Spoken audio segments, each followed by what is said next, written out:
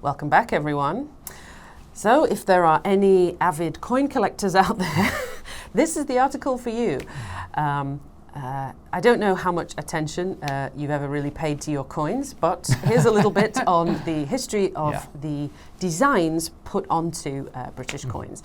I didn't know this, but in the article we learned that the Royal Mint, which is the factory that makes coins in the UK, started in the 12th century. Oh, okay. Gosh, they've been going a very long time. And so over the years, obviously, there have been hundreds, probably even thousands by now, of different designs on the various denominations. So one of the developments that I actually remember that's mentioned in the article is when from the 1 penny coin up to the 50 penny coin, they made a special design on the back. So you could collect all those coins and put them together to form the regional symbol. And I think there was different ones as well. So I guess it made it into a sort of fun game. I remember doing that as a kid, like putting them together. Oh, look, it makes a picture. So that was kind of interesting. I guess especially if you're an artist or something like that. There was other themes like various national symbols from Britain put on different denominations. I remember certain flowers, certain symbols like Britannia was one of the most recent, put on the £2 coin. I remember when that happened, I did a special drag performance in honour of Britannia. Oh, okay. Britannia is just another name for Britain. Yes, it comes from the Romans named it. Correct. Britannia. Okay, just double checking. But she is this sort of symbol of the empire that we developed in the Victorian age. Got it. She looks a bit like a Roman goddess with a trident. And she's a bit of a controversial figure, actually, especially in the former colonies. So my performance was about that. Anyway, so now Charles is getting his chance. On one side of the coin, there's always the monarch's head. So for my entire lifetime and a long time before that, it was always Queen Elizabeth's head.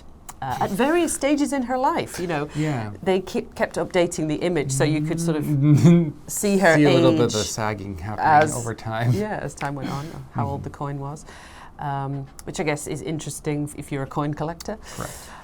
So now, they're putting Charles's head onto the new batch of coins. They should be out, fairly soon. And on the other side, then, on his coins, they're choosing various natural symbols, that are local and familiar to the British. So there's a type of squirrel. There's some various British plants. I think one is an oak leaf. Apparently this is connected to Charles's love of nature. He does seem to be trying to present himself as an environmentalist. If you imagine sort of an old, slightly out of touch grandpa trying to get into environmentalism, that seems to be how it comes off to me. But anyway, it's nice to have some plants and pretty pictures on the coins. Well, I like plants. That's what I imagine. That was a fantastic impression of Charles's voice. Well done, John. So yes, there you go. If you are a coin collector, you'll be excited to snap up the latest edition coming out of the UK. I have a question for you, though. If Britannia, correct, was in a battle with Lady Liberty, who would win? I think they are around about the same age, weirdly enough. I think Britannia might be a little bit older, but not that much older than Lady Liberty. Lady Liberty has a torch and a book, but Britannia has a shield and a trident. I don't know if there's much of a battle. Yeah, but if Liberty sets fire to Britannia's very long flowing dress, it's all over. Yeah, so that's true. But she has got the shield to defend, so... Maybe she can read some laws that are like, you technically can't do this to me. She's obviously smarter than Britannia. Britannia hasn't got any... Britannia's got a helmet as well. See. But then Liberty's got the spiky thing. Maybe she can... Oh, she can throw it. Oh, yeah, it could be a... Wow. I want to see off that topic. Celebrity deathmatch. There we go. Yeah, Liberty and Britannia. Love it. So tell me a bit about American coins. What features are depicted on the coins that you can remember? So I actually did have to look this up because I was like, they have things and stuff on them. And basically it's going to be presidential heads. And they do not change. It's past presidents like, Lincoln, George Washington, Kennedy's on one. Anyways, blah, blah, blah. Or he's on one that's kind of out of date, like not used anymore. Poor Kennedy. Anyways, there's a lot of them on there.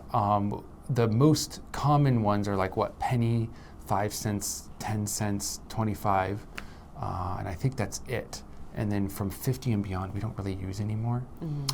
The symbols on the back are going to be like the White House, Lincoln Memorial, just like either places or symbols of America. There's an olive branch on one to symbolize peace, Beautiful irony. And then there's the seal of America, I think on the 50-cent one or something like that. Anyways, there's an eagle on one of them. You gotta get the eagle in there somewhere. Makes sense. But yeah, I don't know a lot of symbology behind it or anything, but I guess my favorite would probably be the 25-cent one. It was the one I saw the most. Is big, and you could flick it up and use it. Is that the dime? The quarter? The quarter. The quarter. Oh, that's right. They do have different names. There's penny, nickel, dime, and quarter. Half dollar, dollar. But we don't use the half or dollar really anymore. And there's tons of commemorative coins, of course, both colored and uncolored. So, speaking of coins particularly then, can you think of any situations where you would use coins rather than another form of money? Arcades. Good one. You got to save up coins for the arcades because they still use cash money, coin money. And so I do save up some coins for the either Korean arcade or back in the U.S., the U.S. arcade. But otherwise, no. They're used for putting over the assassinated person that you killed in their eyes, in the one movie that I forgot. Very good. Boondock Saints. When they killed someone, they always put the pennies over the eyes. Oh, yes. Well, I was thinking of like the ancient Egyptians. Didn't they do that? Coins had to go over your eyes when you were buried. So you could see money when you wake up. Like, yes! Feel rich. Oh, it's only 2 pennies. Yeah. Oh.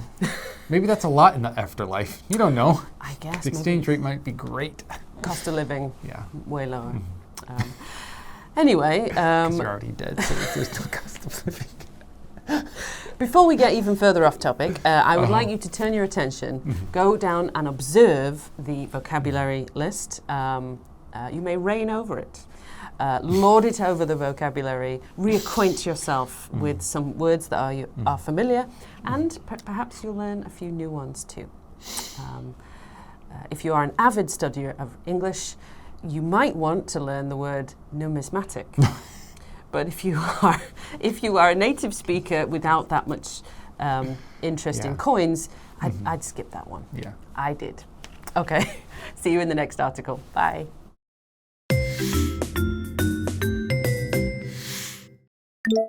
Numismatic.